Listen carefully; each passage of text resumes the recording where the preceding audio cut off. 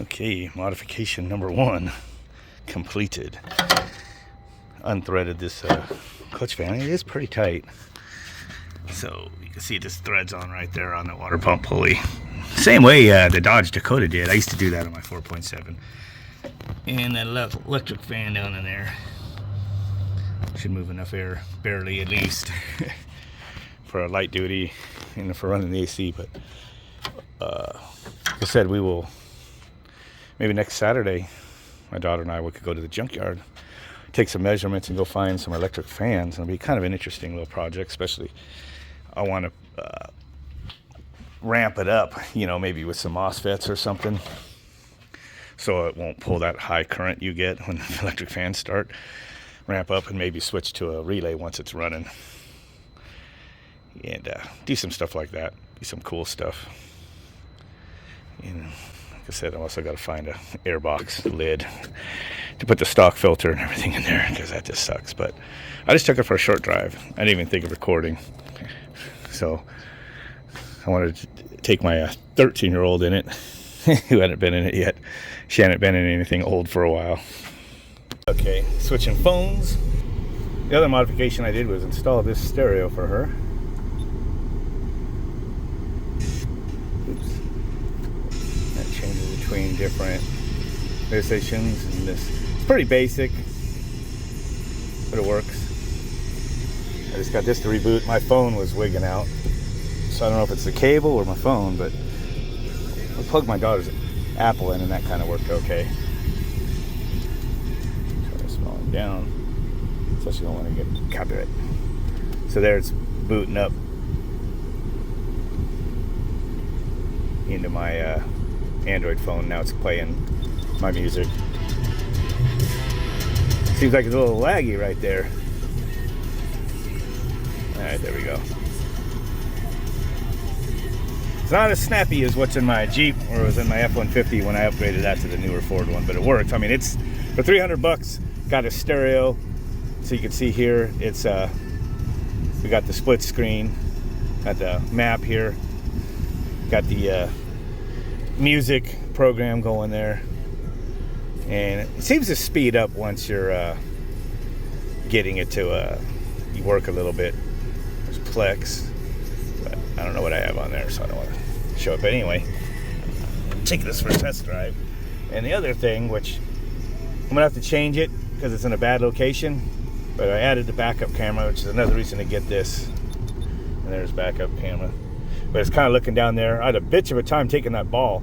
There's a hitch on this thing, a receiver, but yet they had a ball in the bumper, and I knew it was gonna be right there in the way, so I had to take the torch to it and cut it off. It was horrible. I don't know, I had used the impact, breaker bars, pipe wrench, everything. That sucker was on there. Anyway, let's go try this again. I'm gonna get up here and go around the block. I already did it once and I think it's already better. But this thing was such a fucking dog. When we drove this thing yesterday, teaching my daughter how to drive stick, like I'm just barely touching it, seems way more responsive. So that clutch fan definitely takes power, and I could hear it roar. And then it would like all of a sudden have power once you got to like 4,500 RPMs. And it seems like this red line might be over 6 in this thing. And it is a, you know, dual overhead cam version of the 2.3, which is got a little more upper end than that one I used to drive years ago. The way it was yesterday, man, I was kind of worried about this thing if you ever have to jump out in traffic. But even the power isn't the main issue. My daughter, and I'll probably put some clips in there, I might have to censor them. She's so embarrassed too, but it's kind of a refresh of my other daughter 10 years ago, or more than 12 years ago actually, but she couldn't drive a stick worth of shit at first either. But so let's go here. You can see it dogs a little bit. So I mean, once it gets going, it's kind of okay. I mean, it's, you know, it's not my Hemi Jeep. Oops, somebody's waiting up there.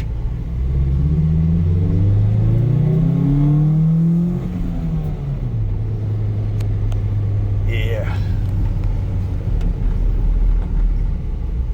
But it's, you know, 5 speeds are always kind of fun to drive. And this is going to be something for the daughter and I to do some improvements to. Hey, I don't think I've released it yet, but see these right here? It's been over a year since they did anything work on these. These just abruptly stopped during the COVID nonsense, pandemic, and then they're just sitting there undeveloped. Just sitting there. I flew my drone over it when I was down to one battery, and I don't think I ever actually edited and uploaded it, because I think I was going to do it again once I got new batteries. So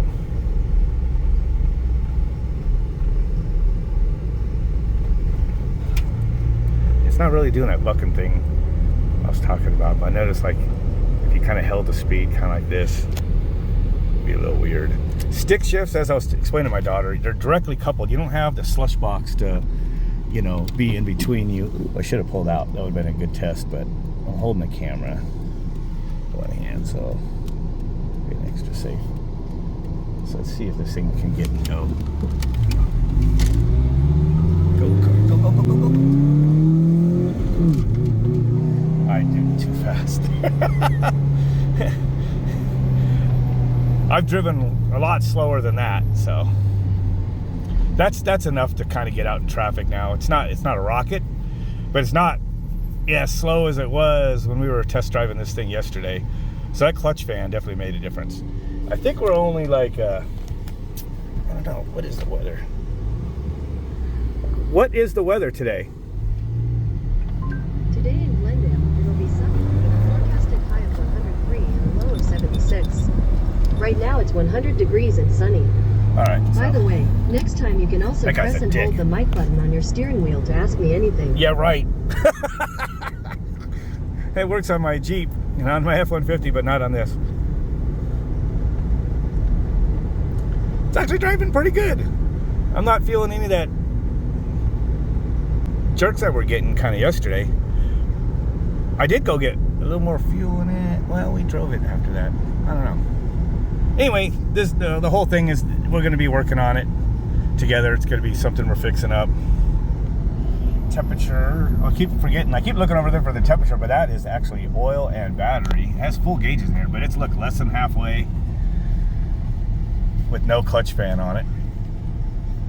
Now, if we towed, or if this was four-wheel drive and you're going slow where you're using the RPMs a lot, you know, four-wheel low and climbing and stuff, and not moving a lot of air, it would get hot without the clutch fan or a secondary electric fan, which happened on my Dakota. I actually got it really hot once and had to spin that. I had the clutch fan with me in the back of the truck. I just spun it on and the temperature dropped.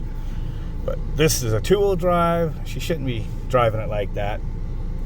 So I think if we just add another electric fan, it should be okay. Now check this out. It must have a loose wire, or I'm reckoning a bad speed sensor in the transmission. See what it's doing? And now it's doing it kind of bad. See how that's bumping? It's got noise. And actually, if you sit here parked, that odometer is ticking. It's moving without us driving. Now, once you get it going, this pulses are, you know, faster than the interference, I guess. So it seems to be perfectly fine when we're driving.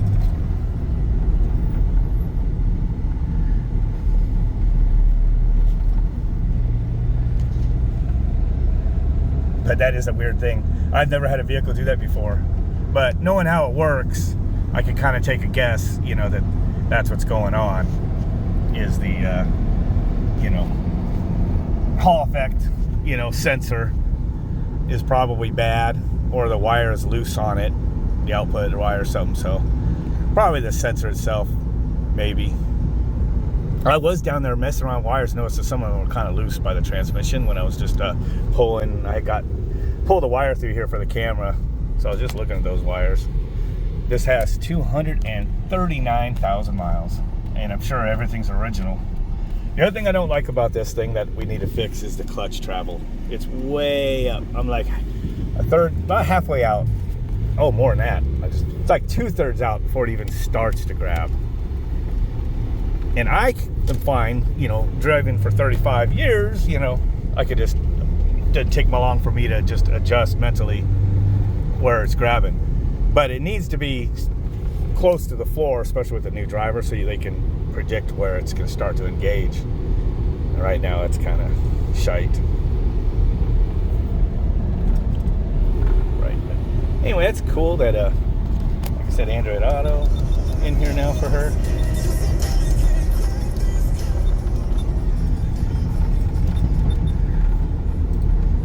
The air water's cold. It actually does go a little faster. I turn it down.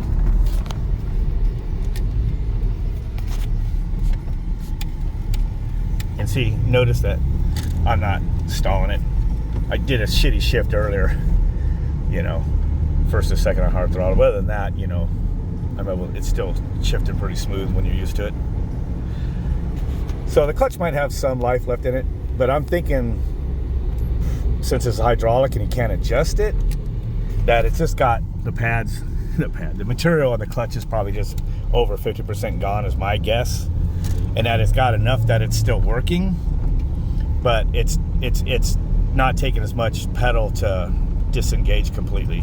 And I have the feeling that if I pull this transmission, then we're going to see that. And if it is down, then I'll just throw another pressure plate and disc in there, and I bet you'll have to push the pedal further to the ground again, to the floor, to release, and it's in reverse-like manner.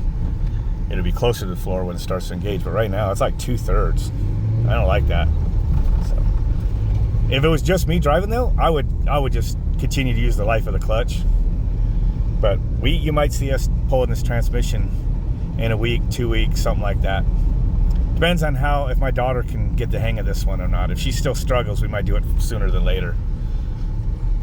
So, but I'm having no problems. You see, it's like butter smooth to me, other than the high travel. But I'll throw in some clips of my daughter. Oh, she can be mad at me. But my 28-year-old, when she was 16, she was learning to drive her Cavalier with a 5-speed, which didn't have the high travel problem that this had. She took a long time, a good week or two, before she could drive the car. And after she was driving the car solo, her own car, she's gonna be mad at me for putting this in the video, but she called me because she was stranded in a 4-way stop in El Mirage and cars were behind her and she just couldn't get it going. I had to drive over there, park on the side, it was on a 4-way like this, get in her car and get it out of the intersection for her. And then park on the other side and then let her go from there. And she was just so upset and people were honking and going around and she was just letting anxiety get to her or something. So she hated like coming to a stop until she got used to it. And then after that, she was fine with it. And then when she blew up that Cavalier, I took my turbo Mustang, took the turbo off, and we put the stock type exhaust back on, and she drove it okay. She didn't ever have a problem with being a 5-speed. Speaking of broke down, okay. I think these people don't want us to go around. So I don't see why this daughter hopefully won't. She's been driving the Ford Escape for a year now. Actually, a little over a year, but that's an automatic.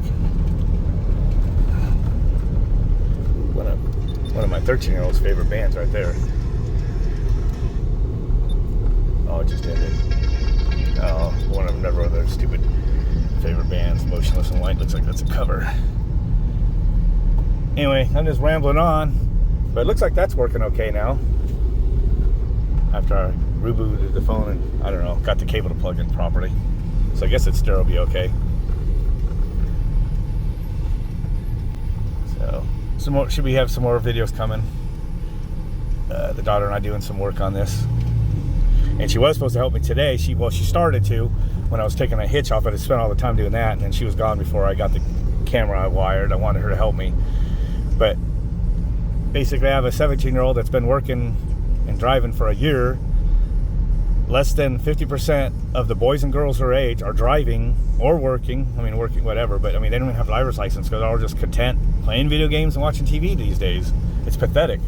And she has 2 jobs, you know, work up to 40 hours. And she has high school that she does through the internet. And she's in, I'm not going to say which one, but she got approved. And she's in a medical-like program that she does in the afternoons that she drives, you know, 30 minutes each way to go to. You know, so gotta find the time, and I want to take her out driving more. We never got out today because this took me longer than I thought. And then she's at work now. And then she's gonna be working all week. So, and then I'm at work during the day. So she said I could take her out driving at 9 o'clock at night. So I don't know how I'm gonna like that, but that's probably what's gonna happen. But I hope she gets this. It's in for all the ones we looked at, this one wasn't like I said, I think I made a clip already. This is not a V6. It's the smallest engine, but at least it's not totally stripped. It has power windows and they do work. It needs to be cleaned up a little bit. You know, we need to put a subwoofer back there. She's gonna expect that. It's got a lot of miles on it, but it's something we can actually do for a project, fix up, and you know, something for her to drive, other than the Escape. So, are you gonna let your sister do better than you? Okay, pushing the clutch and start it. For one, and every time it stalls, it's hot in here, so you want to start it right away. Now get going. Look, whoop, you just backed into somebody. Just go vroom, vroom. One trick people do is they rev it up right when it's dropping in RPMs is when they let the clutch out. Holy shit. Am I just circling? Wait, stop again right here. Wait. Go that way. And then go around and stop for a second. Holy shit. Go around. I want to get you to where you're not aimed at anything you're going to smash.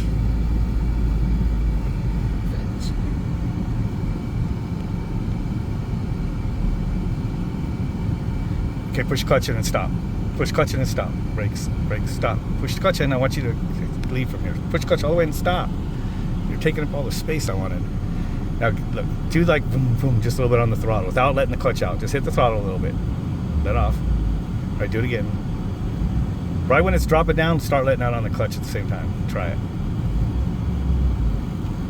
You're waiting too long. People are getting mad and honking at you. Holy shit. Push clutch in as soon as it does that. Start it. Come on, it didn't start. Probably pissing this thing off. Alright. You need to learn where the clutch starts and then feather it from there. Just barely. Alright, hit the gas. Oh, man. Nope. Put the fucking clutch in. You're doing worse now than you did leaving the house. Throttle just a little bit. Vroom, vroom, vroom. And then as you're barely moving the clutch real smooth and steady.